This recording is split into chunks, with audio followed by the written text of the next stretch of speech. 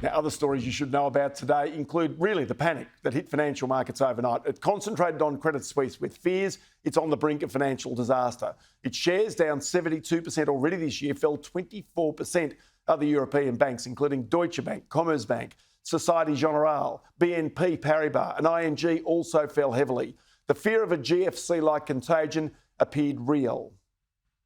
These are, in some sense, contagious in that they really are people looking at these balance sheets in new ways. Credit Suisse is kind of a confluence of these crises all happening at once, and that being such a big player in the financial system, anything that will hit them could ultimately spiral and cause a much larger financial panic.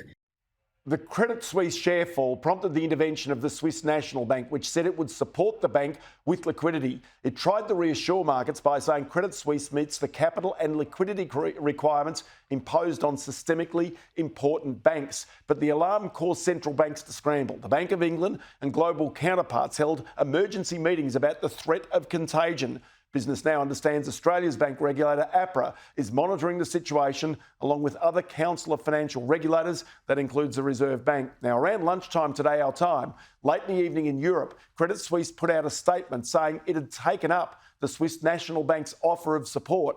It will borrow 81 billion Australian dollars from the central bank, along with other fundraising. But there were other warnings about the panic, notably from the esteemed economist Nouriel Roubini, better known by some as Dr. Doom.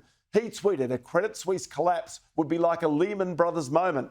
But he also added, with reference to tonight's European Central Bank meeting, if the ECB hikes by 50 basis points, it's possible Credit Suisse goes bust over the weekend, and then the ECB has to reverse itself by next week. So hopefully it will not make the mistake made in the 2011 Eurozone crisis when it hiked into that crisis.